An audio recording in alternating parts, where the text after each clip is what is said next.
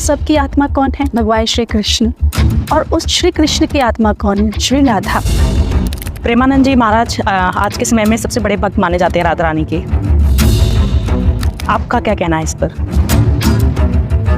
राधा और कृष्ण का रिश्ता क्या था, प्रेम का या भक्ति का? जब दोनों ही एक है तो इसको क्या संबंध का आप नाम देते हैं? प्रेम का असली अर्थ क्या है? श्री किशोरी जी ने ठाकुर जी से कितना प्रेम किया और ठाकुर जी उन्हें छोड़कर चले गए। असली भक्ति क्या है? ब्रह्मा जी दौड़े दौड़े नारायण भगवान के पास गए, प्रभु इस कलयुगी भक्त से मुझे बचाओ, इसने जीना मुश्किल कर दिया। बुखार आता है तो डॉक्टर के पास नहीं जाते, ब्रह्मा को बुला लेता है। अब भगवान के दर पर इसलिए जा रहे क्योंकि आपको भगवान से कुछ चाहिए और वहाँ से मिल रहा है। जिस दिन वहाँ से मिलना बंद हो गया ना, आप भगवान बदल देंगे अपना।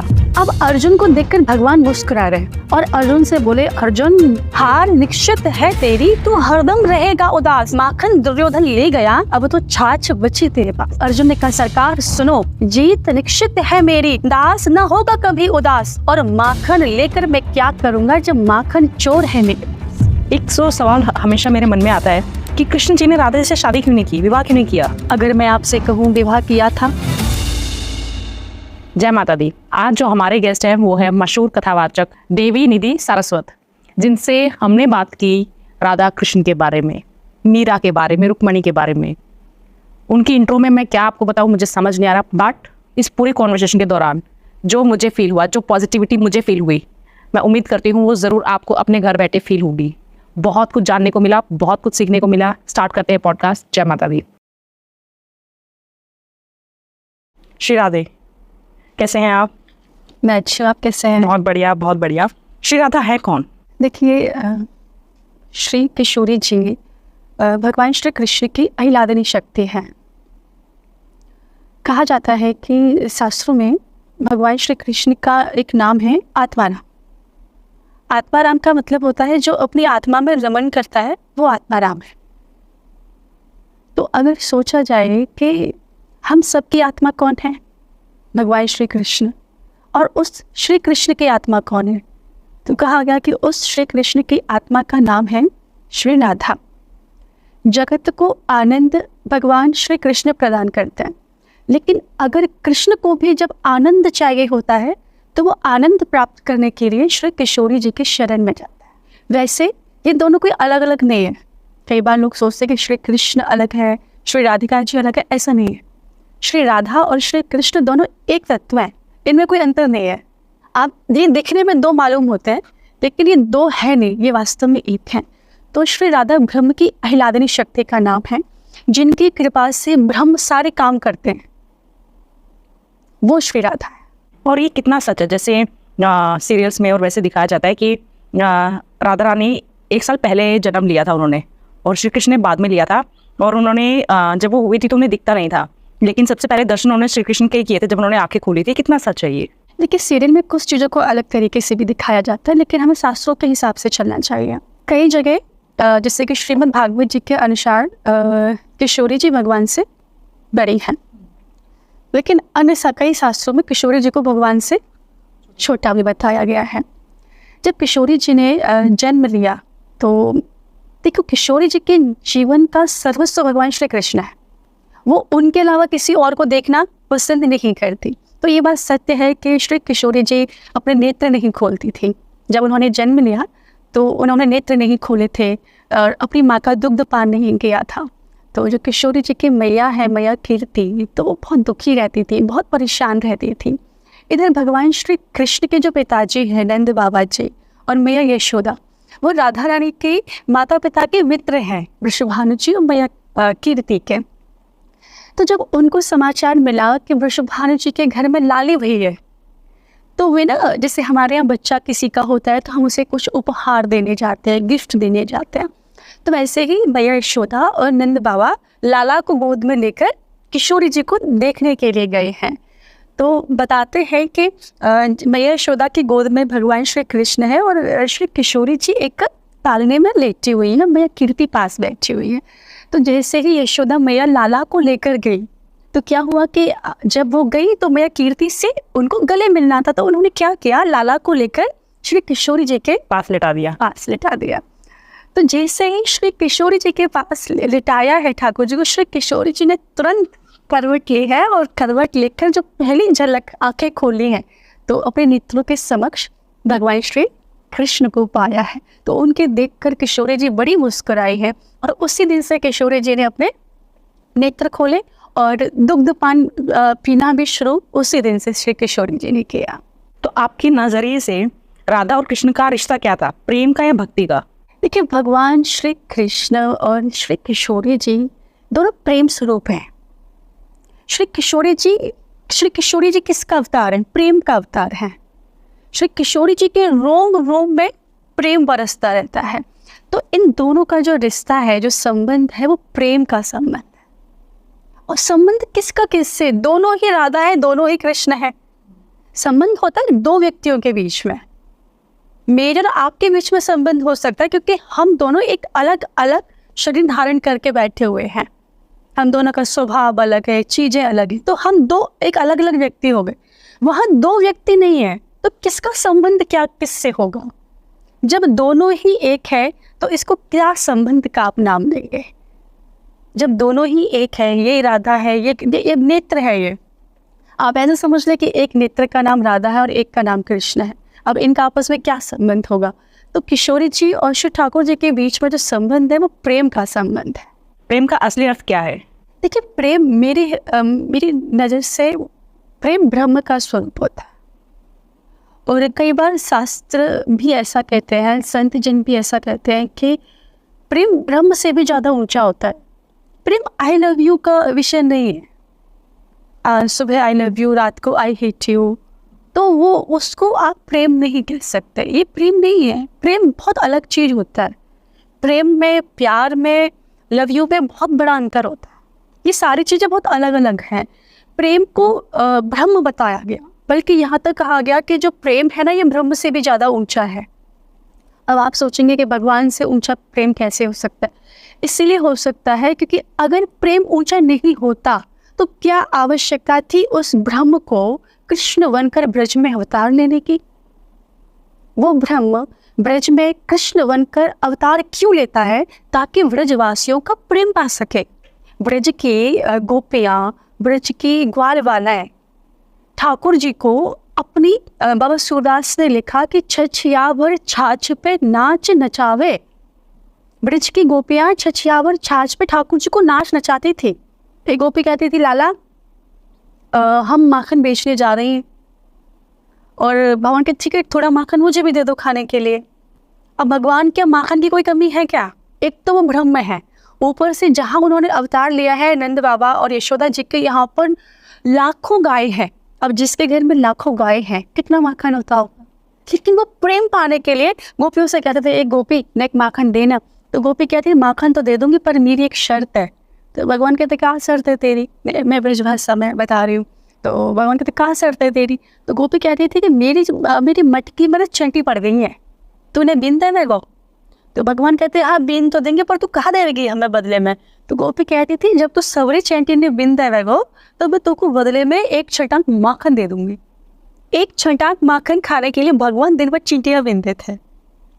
इसके लिए, प्रेम पाने के लिए ब्रज के ग्वाल बाल ठाकुर जी को घोड़ा बनाकर उनकी कमर पर बैठ जाया करते थे। ठाकुर जी को गुलचा भी मार दिया करते थे।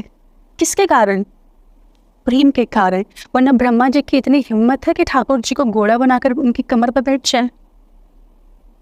या किसी अन्य देवता की इतनी ताकत है कि ठाकुर जी के गाल पे गुलचा मार दे? लेकिन ये ताकत भगवान ने ब्रजवासियों को दी। भगवान कहते, बिना प्रेम के आप मुझे अपनी तरफ आकर्षित नहीं कर सकते। बिना प्रेम रिझे रही नटवर नंद किशोर। अगर भगवान को रिझाने की ताकत किसी चीज के अंदर है तो वो ताकत आपके प्रेम के अंदर है। तो जो प्रेम है ना, वो ब्रह्म का स्वरूप है। ब्रह्म से भी बहुत गुना ऊंचा है प्रेम। तभी तो श्री कृष्ण बनकर ये ब्रह्म ब्रज में अवतार लेता है। गोपियों की छाछ पर, उनके इशारों पर नाचता है। ग्वाल वालों के साथ उनका घोड़ा बनकर और उनको अपनी कमर पर बिठाकर घुमाता है। किसके लिए? प्रेम के लिए। ये है असली प्रेम। तो बहुत ताकत होती है प्रेम देवता की साहब। ये ब्रह्म को भी आपके सामने नाचने के लिए मजबूर कर देता है। और प्रेम और मोह में क्या फ़र्क है? बहुत बड़ा अंतर है। प्रेम, मैंने बताया, ब्रह्म का स्वरूप। मोह आपको जंजीरों में बांधने का प्रयास करता है। प्रेम आपको आज़ाद करता है। प्रेम आपको आसमान में उड़ना सिखाता है, मोह आपको एक जगह जकड़ कर रखना चाहता है। प्रेम चाहता है कि मेरा प्रियतम और मेरा प्रेमी सदैव प्रसन्न रहे। मोह चाहता है कि मेरा प्रियतम और मेरा प्रेमी सदैव मुझको प्रसन्न रखे। प्रेम चाहता है मेरा सर्वस्व लुट जाए और मेरा प्रेमी एक बार मुस्कुरा दे। मोह चाहता है तुम्हारा भले लूटे सर्वस्व, लेकिन हमारी आंख में एक भी आंसू नहीं आना चाहिए। तो मोह जकड़ता है, प्रेम आज़ाद करता है। प्रेम आसमान में उड़ना सिखाता है, मोह एक जगह जकड़ कर रखना चाहता है। मोह चाहता है ये बस मेरा है, प्रेम ये चाहता है ये सबका है। जैसे किशोरी जी ने प्रेम किया, श्री किशोरी जी ने ठाकुर जी से कितना प्रेम किया और ठाकुर जी उन्हें छोड़कर चले गए। 100 वर्षों का एक लंबा वियोग श्री किशोरी जी का हुआ। हम आज के ज़माने में कल्पना करें, 1 साल के लिए भी ब्रेकअप हो जाए तो लोग नया पार्टनर ढूंढ लेते हैं। साल भर तो बहुत दिन की बात है, 10 दिन में भी नया पार्टनर ढूंढना शुरू कर देते हैं। तो इसको आप प्रेम का नाम नहीं दे सकते। प्रेम बहुत अलग चीज़ होती है। प्रेम बंधन मुक्त करता है एक्चुअली। मोह आपको बांधता है, मोह आपको बंधन में बांधता है और प्रेम आपको बंधन मुक्त करता है। इसीलिए कहा गया कि प्रेम करो, आप मोह के चक्कर में मत पड़ो। मोह के चक्कर में पड़ोगे तो आप फंस जाओगे, क्योंकि ममता मोह हमेशा हमें फंसाता है और प्रेम हमको भवसागर से पार करता है। इसीलिए हमें हमेशा कहती हूँ अपनी व्यासपीठ से कि जीवन में प्रेम करो। चाहे अपनी पत्नी से प्रेम करो, चाहे बच्चों से प्रेम करो, चाहे माता पिता से प्रेम करो, लेकिन जीवन में एक बार प्रेम करना प्रारंभ करो। और जब आप उस प्रेम को समाप्त करो तो उस प्रेम को श्री राधा गोविंद के श्री चरणों में समाप्त कर दो। उस प्रेम का उद्देश्य केवल श्री राधा कृष्ण की प्राप्ति होना चाहिए, बस। शुरुआत कहीं से भी हो, लेकिन अंत उनके चरणों में जाकर हो। असली भक्ति क्या है? देखिए, पहले आप ये समझिए कि भक्ति कहते कैसे हैं। भक्ति का मतलब होता है कि ईश्वर से, ईश्वर के अलावा कुछ भी नहीं मांगना, ये असली भक्ति है। अब आप देखें, आप लोग किस कैटेगरी में आते हैं। कई लोग कहते हैं हमें कैसे पता चलेगा हमारे जीवन में भक्ति है कि नहीं। मैंने कहा ऐसे पता चलेगा कि आप भगवान के पास जाकर भगवान से कहते क्या हैं। कोई ऐसा व्यक्ति है जिसने भगवान से जाकर अपनी लिस्ट ना भगवान को सुनाई हो, मुझे ये चाहिए, मुझे, मैं इतने साल से मेहनत कर रहा हूँ, मेरी फैक्ट्री नहीं चल रही। एक शायर ने लिखा कि हैरान हूँ मैं अपनी हसरतों पर, हैरान हूँ मैं अपनी हसरतों पर, मैंने बांके बिहारी से सब कुछ मांग लिया, बाकी बिहारी को छोड़कर। हम लोग यही तो करते हैं, बिहारी जी के सामने चले जाते हैं और जिसकी शादी नहीं होती वो कहते हैं मेरी शादी करा दो, जिसके बच्चे नहीं होते वो कहते हैं मेरे बच्चे दे दो मुझे, जिसका घर नहीं होता वो कहता है मुझे घर दे दो। हम भगवान के पास जाकर तरह तरह की वस्तुएं भगवान से मांगते हैं, ऊपर से कह रहे हैं कि हमारे अंदर भक्ति है। भक्ति नहीं है, आपके अंदर स्वार्थ है। आप भगवान के दर पर इसलिए जा रहे हैं क्योंकि आपको भगवान से कुछ चाहिए और वहां से मिल रहा है। जिस दिन वहां से मिलना बंद हो गया ना, आप भगवान बदल देंगे अपना। आप सोचेंगे बिहारी जी से कुछ नहीं मिल रहा, चलो अभी दूसरे वाले कुछ ढूंढ लेते हैं जहां से मिले। ये भक्ति के लक्षण नहीं है। देखिए, 2 प्रकार की भक्ति होती है, एक होती है मद भक्ति और एक होती है अमल भक्ति। अमल भक्ति कहते हैं निष्काम भक्ति को, कि आप भगवान की बहुत आराधना कर रहे हैं, जप तप ध्यान सब कर, लेकिन रिटर्न गिफ्ट नहीं चाहिए आपको। अब भगवान से कुछ मांग नहीं रहे, अब भगवान से कहते हैं कि मुझे एक ही चीज़ चाहिए कि मेरे प्रियतम मेरी स्वामिनी जी और मेरे भगवान श्री कृष्ण सदैव प्रसन्न रहें। ये होती है श्रेष्ठ भक्ति। एक भक्ति होती है मद भक्ति, ये होती है मांगने वाली भक्ति, कि भगवान को 4 बादाम और 2 चिनौरी का भोग लगाया और भगवान से बदले में BMW मांग लिया। 4 बादाम खिलाने के बदले भगवान से BMW मांग रहे हैं कि हमें ये दे दो। ये होती है मद भक्ति। मैं एक कथा लोगों को प्राय सुनाती हूँ कि एक भक्त था, कलयुगी भक्त था, तो वो रास्ते में से निकल रहा था, तो सामने से नारद जी आ गए। नारद जी को प्रणाम किया और बोला, महाराज कलयुग में ब्रह्मा विष्णु महेश इन तीनों में से ऐसे कौन से देवता हैं जो भक्ति करने से जल्दी प्रसन्न हो जाते हैं? तो नारद जी बोले कि ब्रह्मा जी जल्दी प्रसन्न हो जाते हैं। बोले मैं तो वही काम करूँगा जिसमें जल्दी फायदा हो। तो ब्रह्मा जी का एक ही मंदिर है पुष्कर में, तो पुष्कर चला गया। ब्रह्मा जी की 3 महीने तक बड़ी कठिन तपस्या की, कठोर तप किया। 3 महीने बाद ब्रह्मा जी प्रकट हो गए। ब्रह्मा जी ने कहा, भक्त आपने हमारी बहुत तपस्या की है और हम आपकी तपस्या से बड़े प्रसन्न हैं, क्योंकि आपने 3 महीने तपस्या की है, तो आप एक काम करें, 3 वरदान हमसे मांग लीजिए। भक्त था कलयुगी चालाक, बोले महाराज क्या करूँगा, आपका दर्शन हो गया, अब कुछ नहीं चाहिए। मतलब आप ऊपर से कह रहे कुछ नहीं चाहिए, अंदर से पूरी एक लिस्ट है बनी हुई। लेकिन भगवान तो अंतर्यामी है, वो सब जानते। भगवान ने कहा नहीं कुछ मांग लो। तो बोले ठीक है, अब आप ज़्यादा कह रहे हो तो प्रभु मैं मांग लेता। तो पहला वरदान आप मुझे ये दो कि मेरा विवाह हो जाए, मेरी सुंदर सी पत्नी आ जाए, किसी सुंदर सी कन्या के साथ मेरा विवाह हो जाए। ब्रह्मा जी ने कहा तथास्तु, ठीक है। दूसरा वरदान मांग लो कि दूसरा वरदान ये दो कि मेरा सुंदर सा घर बन जाए, 15-20 उसमें नौकर चाकर हो। ब्रह्मा जी ने कहा तथास्तु। तीसरा भी मांगो कि ब्रह्मा जी तीसरा वरदान आप ये दें कि जब चाहूँ मैं आपसे 3 वरदान और मांग लूँ। ब्रह्मा जी ने कहा तथास्तु। ब्रह्मा जी चले गए, भक्त अपने घर आए, उनका विवाह हो गया, सुंदर उनकी पत्नी हो गई, बहुत सुंदर सा घर हो गया, 15-20 नौकर चाकर हो गए। तो हमारे यहाँ तो ऋतु बदलती है, मौसम बदलता है। तो एक ना बारिश का मौसम आ गया, तो भगत तो सोफे पर बैठे बैठे पनीर की पकौड़ियाँ और चाय पी रहे थे। उनकी नज़र खिड़की के बाहर पड़ी कि जो बारिश का जो जल है वो मेरे घर की दीवारों पर पड़ रहा है, मेरे घर की दीवारों का पेंट खराब हो रहा है, ये तो नुकसान हो रहा है। सोफे पर बैठे बैठे आवाज़ लगा दी, ओ ब्रह्मा जी। ब्रह्मा जी की पास आवाज़ पहुंची, ब्रह्मा जी तुरंत मृत्यु लोक में आ गए। बोल भक्त क्या चाहिए? भक्त बोले महाराज पहला वरदान ये तो कि अभी बारिश बंद हो जाए, दूसरा वरदान ये तो कभी बारिश मेरे घर पे ना पड़े, और तीसरा वरदान ये दो कि मैं जब चाहूँ आपसे 3 वरदान फिर से मांग। और ब्रह्मा जी बड़ी परेशान हुए, बोले ये 2 वरदान मांगता है, वो तीसरे में कहता है कि मैं जब चाहूँ आपसे 3 वरदान और मांग लूँ। एक बार सर्दी का मौसम आया, जाड़े का समय था, भगत की तबीयत खराब हो गई, उसको सर्दी जुकाम बुखार हो गया। अब जब ब्रह्मा जी है तो फिर डॉक्टर की क्या जरूरत है? अब भक्त डॉक्टर के पास नहीं जा रहा है बुखार में, ब्रह्मा जी को आवाज लगाता है अपने बेडरूम से, ओ ब्रह्मा जी। ब्रह्मा जी के पास आवाज पहुंची, ब्रह्मा जी आए, बोल भक्त क्या चाहिए? महाराज पहला वरदान ये दो कि मेरे खांसी जुकाम बुखार सब ठीक हो जाए, दूसरा ये तो कभी जीवन में बुखार ही नहीं आए, और तीसरा वरदान ये दो कि जब चाहूँ आपसे 3 वरदान ले लो। ब्रह्मा जी बहुत परेशान हो गए। ब्रह्मा जी दौड़े दौड़े नारायण भगवान के पास गए, प्रभु इस कलयुगी भक्त से मुझे बचाओ, इसने जीना मुश्किल कर दिया। बुखार आता है तो डॉक्टर के पास नहीं जाते, ब्रह्मा को बुला लेता है। भगवान ने कहा फ्री का डॉक्टर मिल गया ना भक्त को। अरे ब्रह्मा जी तुम्हें पता नहीं कलयुगी भक्त हैं, ये चढ़ाएंगे 1.25 रुपया और बदले में मांगेंगे 1.25 करोड़ रुपया, है ना। तो ब्रह्मा जी ने कहा महाराज आगे से मैनेज कर लूँगा, इस बार तो बचाओ। तो नारायण भगवान ने कहा ठीक है इस बार हम बचा लेते हैं, आपको आगे से ध्यान रखना, इन भक्तों से बच के रहना, ये ऐसे ही करते हैं। तो फिर आज नारायण भगवान ने भैया सरस्वती को आदेश दिया, जाओ देवी भक्त की जिह्वा पर जाकर बैठ जाओ। आज भक्त ने फिर से आवाज लगाई, ओ ब्रह्मा जी। ब्रह्मा जी प्रकट हो गए, बोल भगत तुझे क्या चाहिए? तब भक्त ने बोला कि मैं सरस्वती ऑलरेडी जिह्वा पर विराजमान थी, पहला वरदान ये दो कि मुझे भक्ति की प्राप्ति हो, दूसरा वरदान ये दे मेरे जीवन में ज्ञान आए, तीसरा वरदान ये दे कि मुझे वैराग्य हो जाए।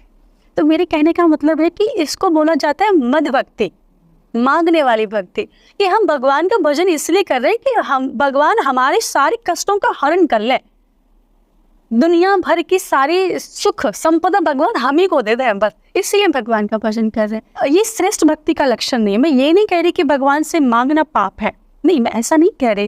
देखो मांगना तो जीवन में किसी से भी नहीं चाहिए, मैं तो यहाँ तक कहती हूँ कि भगवान से भी नहीं मांगना चाहिए। आप कहते हैं कि भगवान सब जानते हैं, तो जब भगवान सब जानते हैं तो क्या भगवान को ये नहीं पता कि ममता जी को क्या चाहिए या देवी निधि को क्या चाहिए?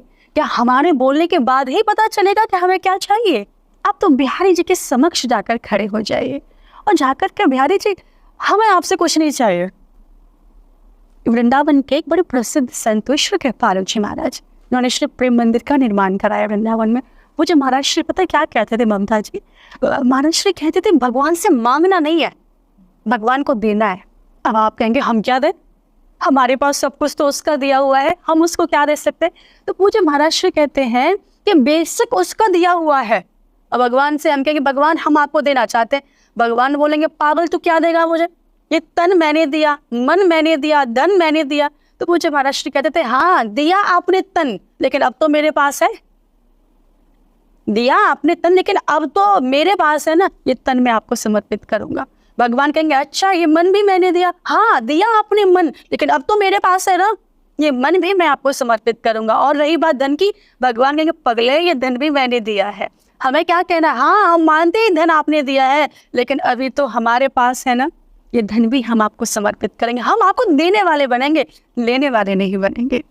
तो बस मन में ये विचार कीजिए कि बिहारी जी सब कुछ जानते हैं, ईश्वर कभी आपको वो नहीं देता है जो आपको अच्छा लगता है, बहुत संतजन इस बात को बताते हैं कि ईश्वर कभी आपको वो नहीं देता है जो आपको अच्छा लगता है। ईश्वर आपको वो देता है जो आपके लिए अच्छा होता है। कल हमारे साथ क्या होने वाला है हम नहीं जानते, लेकिन ईश्वर को तो पता है ना कि हमारे साथ कल क्या होने वाला है। इसीलिए एक भक्त का जीवन ममता जी 2 चीज़ों के ऊपर चलता है, एक हरि कृपा, एक हरि इच्छा। हरि कृपा, हम जो चाहते हैं वो हमें मिल जाए, ये है हरि कृपा। दूसरा है हरि इच्छा, हम जो चाहते हैं वो हमें नहीं मिल पा रहा, ये है हरि इच्छा। और हरि की इच्छा कभी बेकार नहीं हो सकती। श्री हरि आपको वही देंगे जो आपके लिए बेहतर नहीं बेहतरीन होगा। अपने भगवान के ऊपर भरोसा कीजिए, ऐसी भक्ति कीजिए कि जीवन में कुछ मांगना ना पड़े। और मांगने का जब नंबर आए तो बिहारी जी से एक ही बात करें, आप देना चाहते हो ना, एक काम करो, आप अपने इन दोनों हाथों को मेरे सर पर रख दो। देखो भगवान से आप पुत्र मांगोगे दे देंगे, ठीक है ले जा ले जा, जिंदगी छुट्टी खत्म हो गई। पत्नी मांगोगे ले जा दे देंगे, घर मांगोगे 1 नहीं 2 दे देंगे। लेकिन अपना संग हर किसी को प्रदान नहीं करते, अपना साथ हर किसी को प्रदान नहीं करते। इसलिए भगवान से को मुझे नहीं चाहिए ये पुत्र पुत्रियां धन संपदा, मुझे आप चाहिए। महाभारत के युद्ध के समय दुर्योधन और अर्जुन, ये प्रसंग आप जानते हैं, उनकी मदद मांगने के लिए आए युद्ध में। भगवान ने पहले ही घोषणा करी थी कि मैं युद्ध में कोई शस्त्र नहीं उठाऊंगा। एक तरफ मेरी पूरी सेना है और एक तरफ अकेला मैं हूँ, किसको क्या चाहिए डिसाइड करो। भगवान ने पहला मौका दुर्योधन को दिया। भगवान ने कहा दुर्योधन तुम बताओ, कृष्ण चाहिए कृष्ण की सेना चाहिए। दुर्योधन ने सोचा ये अकेला मेरा किस काम का है, ऊपर से ये शस्त्र भी नहीं उठाएगा, तो ये मेरे किसी भी काम का नहीं है। एक काम करता हूँ, इनकी सेना ले लेता हूँ। तो भगवान से जाकर बोला कि मुझे आपकी सेना चाहिए। भगवान ने कहा ठीक है, आप मेरी सेना रख लीजिए, मेरी सेना आपके लिए युद्ध करेगी। अब बारी अर्जुन की। अब अर्जुन को देखकर भगवान मुस्कुरा रहे और अर्जुन से बोले, अर्जुन चुटकी लेते हुए बोले भगवान, अर्जुन हार निश्चित है तेरी, हार निश्चित है तेरी, तू हरदम रहेगा उदास। माखन दुर्योधन ले गया, अब तो छाछ बची तेरे पास। अर्जुन मेरे पास जो कुछ था ना वो सब दुर्योधन ले गया, माखन तो दुर्योधन ले गया, अब तो छाछ बची है, मैं बचा हूँ, मैं तेरे किसी काम का नहीं हूँ, मैं युद्ध में तेरी कोई सहायता नहीं करूंगा, मेरे पास ना कोई सेना है ना कोई शस्त्र है, अब तो युद्ध हार जाएगा। पता है अर्जुन ने क्या कहा? अर्जुन ने कहा दास आपसे एक भाव कहना चाहता है प्रभु। भगवान ने कहा कहो अर्जुन। तो अर्जुन ने कहा सरकार सुनो, जीत निश्चित है मेरी, जीत निश्चित है मेरी, दास न होगा कभी उदास। और माखन लेकर मैं क्या करूंगा जब माखन चोर है मेरे पास। प्रभु मैं माखन लेकर क्या करूंगा जब माखन चोरी मेरे पास बैठा हुआ है। तो हम भी दुर्योधन की तरह भगवान से माखन मांगने में लगे हुए हैं। क्या मैं ये दे दो, घर दे दो, बेटा दे दो, बेटी दे दो, ऐसा कर दो वैसा कर दो, हम माखन मांग रहे हैं। अरे मैं कहती हूँ दुर्योधन की तरह माखन मत मांगो, अर्जुन की तरह माखन चोर को मांग लो। जब जीवन में माखन चोर आ जाएगा तो जीवन में कभी किसी के सामने न हाथ फैलाने की आवश्यकता पड़ेगी, न जीवन में कभी किसी से कुछ मांगने की आवश्यकता पड़ेगी। इसलिए जीवन में जब भी मांगने का प्रभु से अवसर मिले, भगवान से कहो प्रभु आप अपने इन दोनों हाथों को मेरे मस्तक पर विराजमान कर दीजिए, और एक जन्म का नहीं जब जब जन्म लूँ तब तब मुझे आपका संग मिले, यही मेरे जीवन की एकमात्र अभिलाषा है। आप देखना, मैं गारंटी के साथ आपके पॉडकास्ट पे कह रही हूँ, आपका जीवन न बदल जाए तो मुझसे आकर कह देना। ये बात भगवान खुद कहते हैं, तो बस एक बार मेरी शरण में आ जा। देखो जिस भाव से भक्त उनके पास जाने के लिए लालायित रहता है ना, उससे भी अधिक भाव से प्रभु आपको अपने गले से लगाने के लिए लालायित रहते हैं। कैसे भी ये मेरे पास आए मैं इसको अपने हृदय से लगा लूँ। जैसे भक्त चाहता ना मैं 1 सेकंड में बिहारी जी के पास पहुंच जाऊं, वैसे भगवान चाहते हैं कि 1 सेकंड से पहले तो मैं इसे अपने हृदय से लगा लूं। इस संसार में 2 लोगों का प्यार निस्वार्थ होता है, बाकी सबका स्वार्थ का होता है। गोस्वामी जी ने लिखा, सुर नर मुनि सबके यह रीति, स्वार्थ लाग करई सब प्रीति। इस संसार में जो भी जिसको प्रेम करता अपने स्वार्थ से करता है। अगर आज कोई नमस्कार भी कर रहा है ना तो वो अपने स्वार्थ से कर रहा है। आपके पद का सम्मान कर रहा है, आपका सम्मान नहीं कर रहा। आपके धन का सम्मान हो रहा है, आपका नहीं हो रहा है। आपके पास जो संपदा है उसका सम्मान हो रहा है, आपका नहीं हो रहा है। जिस दिन ये पद, प्रतिष्ठा, सम्मान ये सब चला जाएगा, आपका नौकर नहीं पूछेगा, बाकी लोगों की दूर की बात है।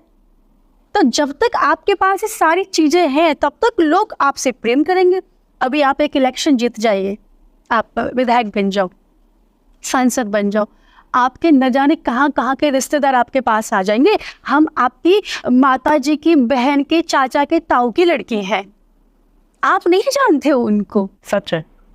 तो इस संसार में जो भी जिसको प्रेम करता है स्वार्थ के कारण करता है, निस्वार्थ कोई किसी को प्रेम नहीं करता। इस संसार में कोई भी रिश्ता आप उठा के देख लीजिए, कोई भी रिश्ता निस्वार्थ नहीं जुड़ा हुआ, चाहे पति पत्नी का रिश्ता हो, चाहे भाई बहन का रिश्ता हो, चाहे सगे संबंधियों का रिश्ता हो। एकमात्र संबंध ऐसा होता है जहाँ कोई स्वार्थ नहीं होता, और वो संबंध होता है भक्त और भगवान का। दो लोग जीवन में बिना स्वार्थ के प्रेम करते हैं, कौन कौन? एक भगवान और एक भक्त। भगवान अपने भक्त को निस्वार्थ प्रेम करते हैं और एक भक्त अपने भगवान को निस्वार्थ प्रेम करता है। बस यही दो सच्चे हैं, बाकी सब तो ऐसे ही है। रुक्मणी जी और राधा जी के प्रेम में क्या अंतर था? देखिए, रुक्मिणी जी और राधा जी दोनों बहुत अलग अलग हैं। रुक्मिणी जी भगवान श्री कृष्ण की आदरणीय पत्नी है, मैया लक्ष्मी है, मैया लक्ष्मी का अवतार है मैया रुक्मिणी, कोई साधारण स्त्री नहीं है मैया रुक्मिणी। और श्री किशोरी जी मैया रुक्मिणी के पति की भगवान है। मैया रुक्मिणी के जो पति हैं श्री द्वारकाधीश श्री कृष्ण, उनकी भगवान का नाम है श्रीमती राधिका रानी। तो अब मैया रुक्मिणी के प्रेम को और श्री किशोरी जी के प्रेम को एक दूसरे के साथ तुलना नहीं कर सकते। तो मैं एक ही बात कहूँगी, लेकिन क्योंकि आपने प्रश्न किया, आजकल के लोगों के मन में ये प्रश्न आता है, तो मैं एक बात को, संत के भाव है कि देखो भैया, रुक्मिणी ने प्रेम किया तो कृष्ण को पति बना लिया, मीरा ने प्रेम किया तो कृष्ण को प्रियतम बना लिया, और मेरी किशोरी राधिका रानी ने कृष्ण से प्रेम किया और कृष्ण को कृष्ण ही रहने दिया। श्री किशोरी जी ने कभी पूरे जीवन में श्री कृष्ण की मुस्कुराहट के अलावा कुछ चाहा ही नहीं।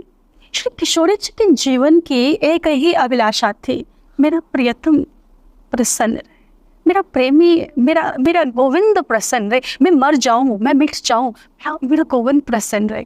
पता है आपको ममता जी, जब भगवान श्री कृष्ण किशोरी जी को छोड़कर वृंदावन से चले गए, द्वारका के राजा बन गए, मैया रुक्मिणी उनकी पत्नी बन गई, तो एक बार भगवान श्री कृष्ण अपने कक्ष में लेटे हुए थे।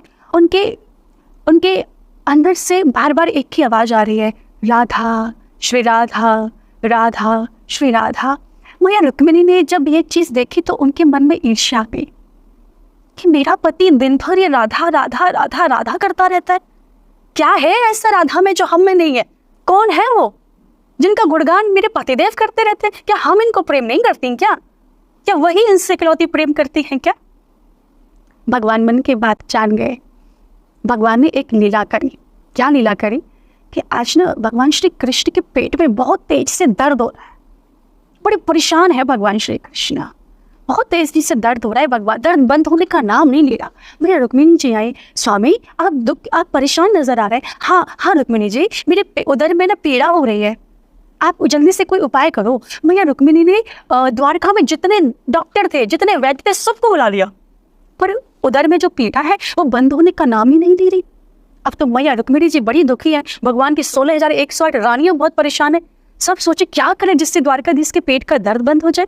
वहां पर प्रभु की लीला के वशीभूत होकर श्री नारद जी महाराज का आगमन हुआ। अब नारद जी तो सब जानते हैं, नारद जी भगवान के कक्ष में गए, क्या लीला चल रही है, क्या नाटक चल रहा है। तो भगवान श्री कृष्ण ने सब कुछ बताया कि ऐसे ऐसे बात है, और मेरी पत्नी को ऐसा लगता है कि मेरे प्रेम में और श्री किशोरी जी के प्रेम में क्या फ़र्क है, क्या मैं उनको प्रेम नहीं करती जो ये बार बार श्री राधा कहते रहते, हमारे प्रेम में क्या कमी है, इसलिए मेरी लीला में सहायक बनिए। आज मेरे उदर में बहुत तेजी से दर्द हो रहा है और इसका केवल एक ही निवारण है। नारद जी बोले क्या निवारण है? कि जो मुझसे प्रेम करता है ना, अगर वो अपने चरणों की रज मुझे दे दे और उस रज का लेप अगर मेरे उदर पर हो जाए तो मेरा दर्द ठीक हो जाए। नारद जी समझ गए। नारद जी ने कहा ठीक है। कक्ष से बाहर निकल कर आए। मैं रुक्मिणी से बोले देवी भगवान का उपचार की व्यवस्था हो गई, बस आपको एक काम करना है। मैं रुक्मिणी जी बोले हाँ बताएं हमें क्या करना है। तो नारद जी ने कहा कि आप भगवान से प्रेम करती हो ना। रुक्मिणी जी बोले प्रभु ये भी कोई पूछने की बात है, मैं तो बहुत प्रेम करती हूँ। तो नारद जी ने कहा ठीक है, जो भी भगवान को प्रेम करता है ना वो अपने चरणों की रज हमें दे दे, उसका लेप हम भगवान के उदर पे लगाएंगे, भगवान का दर्द खत्म हो जाएगा, ठीक हो जाएगा। मैया रुक्मिणी जी बोली कैसी बात करते हैं, हम अपने स्वामी के उदर पर अपने चरणों की रज लगाएंगे? महाराज हमें नरक में भी जगह नहीं मिलेगी, न जाने हमें तो करोड़ों वर्षों तक नरक में सड़ना पड़ेगा, हम ये काम नहीं कर सकते। नारद जी भगवान का समाचार लेकर मैया रुक्मिणी के पास गए, उन्होंने मना कर दिया। मैया सत्य भामा के पास गए, उन्होंने मना कर दिया, हम नहीं देंगे अपने स्वामी को अपने चरणों की रज, ये तो भैया घोर पाप हो जाएगा, हमें तो नरक मिलेगा, हम ऐसा नहीं कर सकते। नारद जी भगवान की 16,108 पटरानियों के पास गए, किसी ने रज नहीं दी। आज नारद जी कक्ष में प्रभु किसी ने रज नहीं दी। भगवान ने कहा एक काम करो, वृंदावन चले जाओ, मेरी राधा रानी के पास जाओ, मेरी गोपियों के पास जाओ, वहाँ आपकी समस्या का समाधान होगा। और आज नारद जी वृंदावन गए हैं, और आज वृंदावन का क्या दृश्य है कि एक बगीचे में लाखों गोपियां बैठी है, उनके बीच में राधा रानी बैठी हुई है, कोई श्रृंगार नहीं, कुछ नहीं, शांत भाव से बैठी हुई है। एक ही चर्चा होती है, अभी हमारे यहाँ पे 4 महिलाएं इकट्ठी हो जाए तो पड़ोसियों की चुगली करना शुरू कर देंगी, है ना। और वहाँ पे क्या चर्चा हो रही है, लाखों गोपियां बैठी हैं, बीच में श्री किशोरी जी महाराज विराजमान है, एक ही चर्चा हो रही है। सब कह रही है भजन कैसा चल रहा है, भजन बढ़ रहा है कि नहीं बढ़ रहा, सपने में कृष्ण दर्शन देते हैं कि नहीं देते। और आज वहाँ नारद जी पहुँच गए।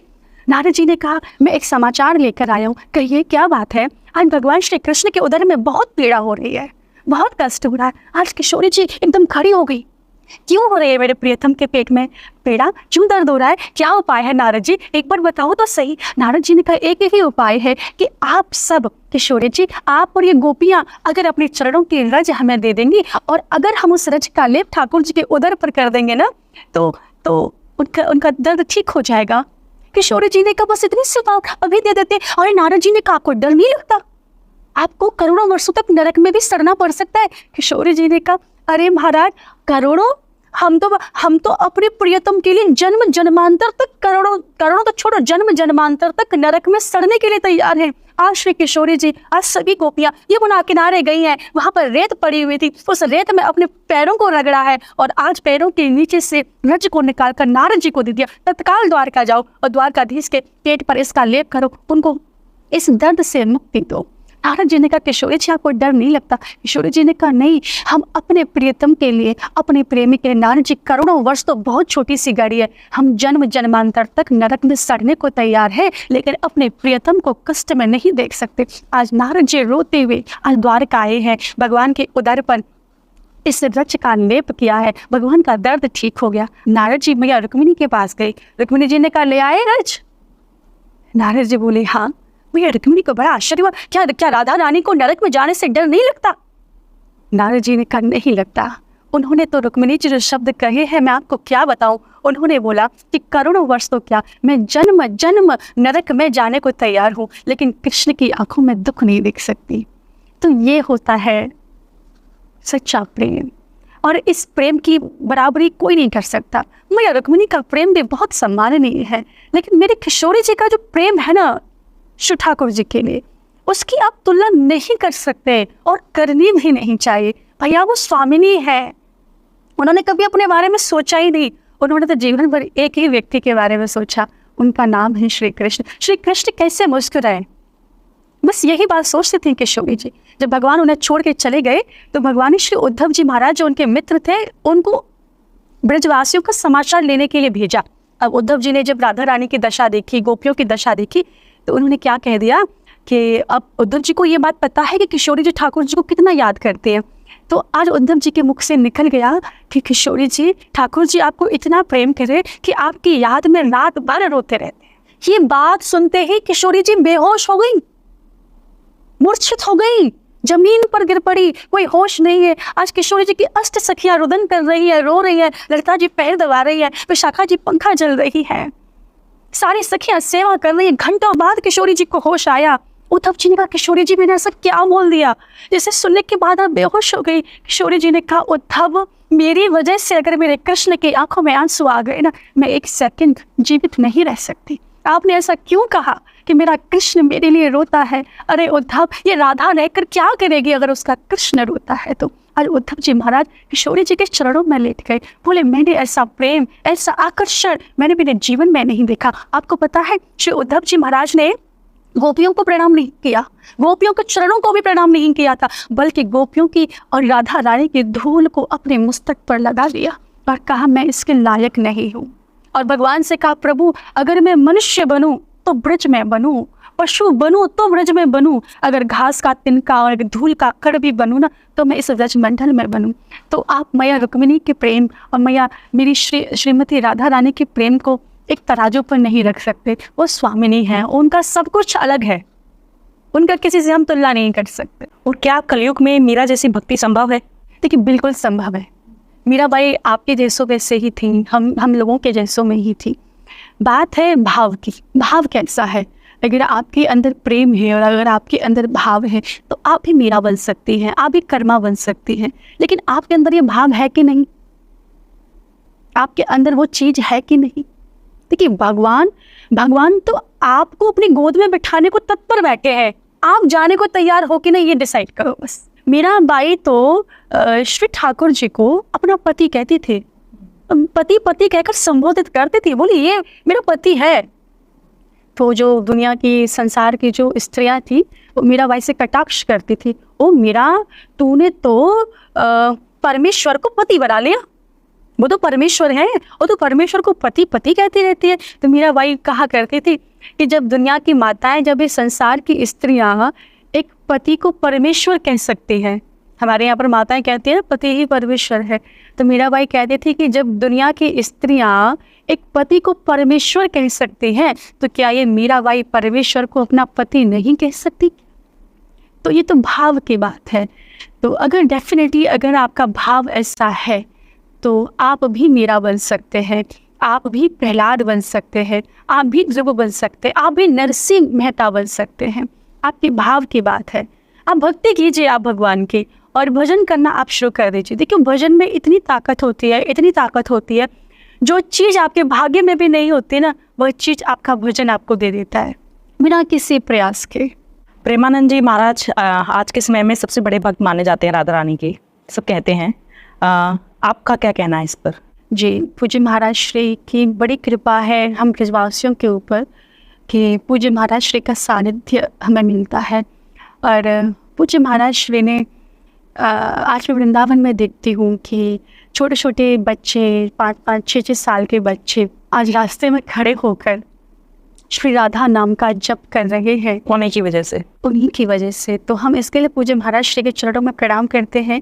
मैं एक बात ममता जी प्राय कहती हूँ, संत और बसंत इन दोनों में बड़ी समानता होती है। जब बसंत आता है तो प्रकृति बदल जाती है और जब संत आते हैं तो संस्कृति बदल जाती है, संस्कृति सुधर जाती है। तो पूज्य महाराज श्री ने एक बात सभी से प्राय महाराज श्री कहते रहते हैं कि देखो आप भगवान का भजन करो। कई बार अक्सर माता जाती महाराज जी हमें ये बीमारी है, हमारे ऊपर हाथ रख दो, हमारे ऊपर ये कर दो। महाराज श्री हमेशा कहते मेरी दोनों किडनियाँ खराब हैं, अगर मेरे पास कोई चमत्कार होता तो हम पहले अपनी किडनी ठीक करते ना। तो भैया हम आपकी बीमारी ठीक नहीं कर सकते, हम आपके दुख दर्द ठीक नहीं कर सकते। हाँ, अगर कोई आपके दुख और दर्द ठीक कर सकता है तो वो केवल और केवल भगवान का नाम है। भगवान के नाम का जप करो। यही महाराज श्री ने कहा, कुछ नहीं करना, एक जगह बैठ जाओ और बैठकर श्री राधिका रानी का ध्यान करो।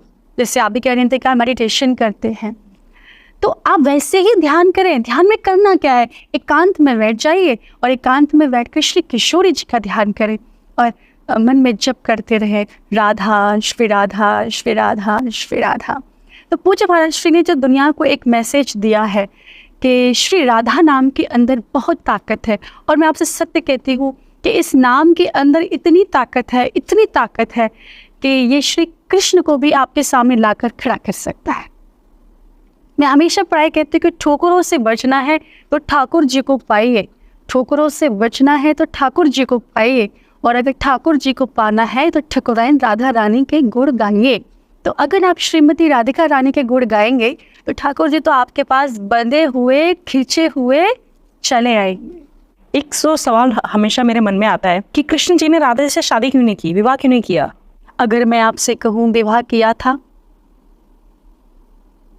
तो आप क्या कहेंगी? बट कभी हमने सुना ही नहीं कि उनकी पत्नी थी। हमेशा हमेशा यही सुना है कि प्रेयसी थी, प्रेमिका थी। मुझे एक चीज़ बताइए, ठीक है? पहले मैं आपसे आज एक प्रश्न पूछ लेती हूँ, ठीक है?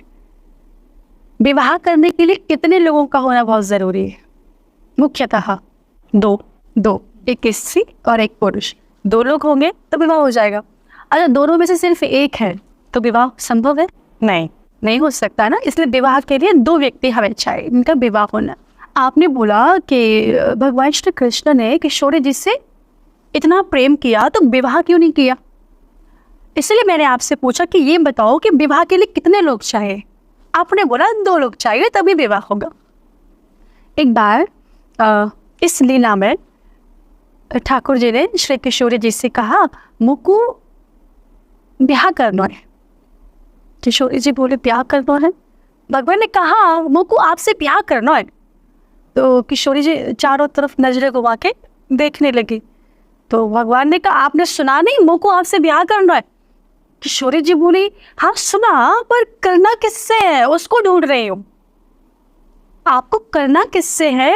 मैं उस दूसरे व्यक्ति को ढूंढ रही हूँ कि वो कहाँ है जिससे आपको ब्याह करना है। भगवान बोले, मुझे आपसे ब्याह करना है। तो किशोरी जी बोली, हम 2 कब से हो गए? हम दोनों तो एक हैं।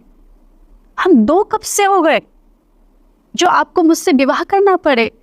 भगवान बोले, स्वामिनी जी मैं जानता हूँ कि हम दोनों एक हैं, लेकिन मुझे इस लीला में आपसे विवाह करना है। तब किशोरी जी ने कहा, ठीक है, आपकी प्रसन्नता ही तो मेरी प्रसन्नता है, आप जो चाहे मैं करने को तैयार हूँ। तो भगवान श्री राधा कृष्ण ने विवाह किया।